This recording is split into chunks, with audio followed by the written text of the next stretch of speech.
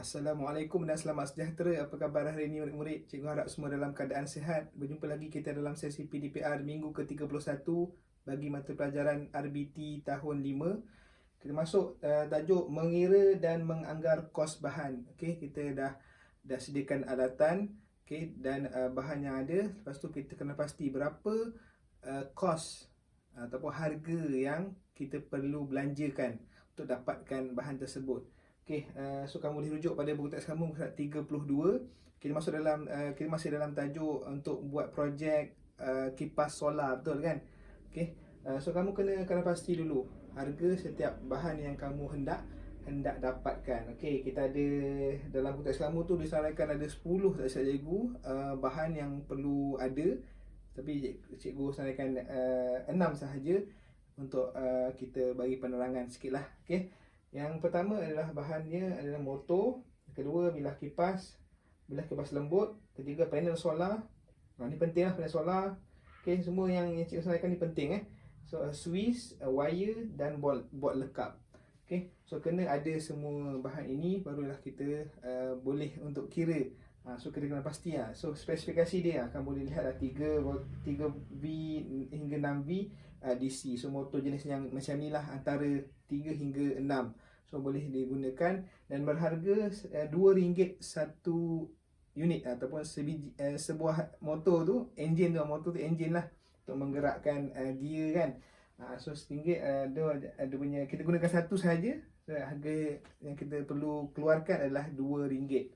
So untuk bilah kipas 0.8mm, so kita gunakan satu sahaja unit RM1.20. So kita jumlahnya RM1.20. Yang ketiga kita gunakan panel solar. Okay, panel solar ini yang paling mahal lah. Okay, susah nak jumpa sebenarnya. Tapi kalau kita order pada kedai yang pembekal tu, dia adalah stok yang kita dapat. Okay, so 3.7V dia punya tu 0.55W. So ini spesifikasi yang kamu boleh nyatakan pada kedai tu lah kalau nak beli kan. Okay, RM5.80 per unit tu lah, maksudnya sekeping tu.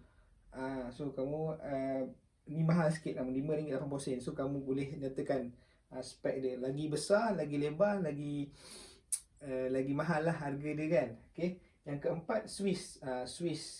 Kita gunakan Swiss, bukan Swiss tekan, kita gunakan Swiss tu. So 3A dan 250V. Okay, 70 sen lah, 70 sen seunit. So kita guna satu je Swiss.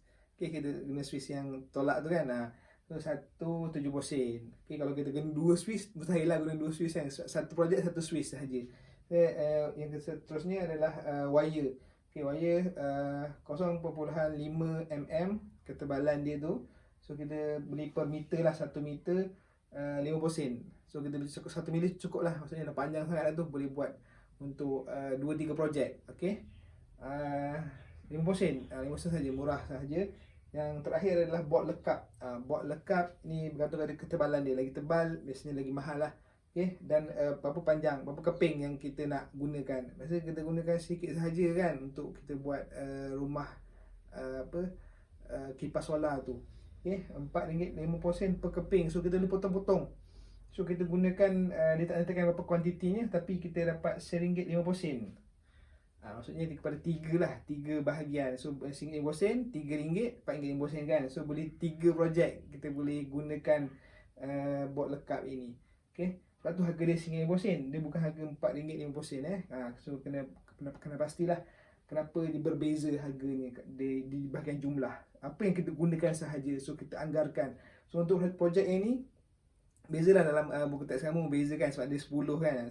Kita kira sekarang kita kira. Okay, kita tambahkan.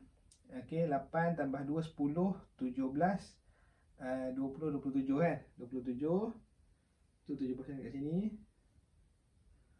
2 tambah 2 4 5 10 11. So RM1.70 untuk harga projek kamu. So kira pada pendapat kamu agak mahal ataupun murah.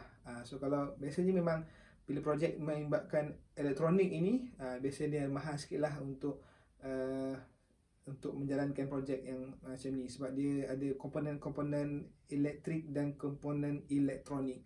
So kamu boleh anggarkan kos. So kalau kamu rasa mahal, kamu boleh cari pembekal yang lebih murah.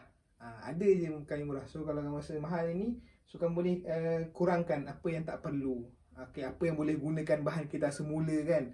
So kita boleh carilah inisiatif ataupun ikhtiar lain untuk dapatkan.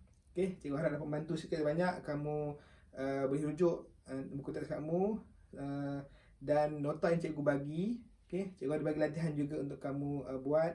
So harap kamu faham apa yang cikgu terangkan ni. Semoga berjumpa lagi. Selamat belajar. Sekian, terima kasih.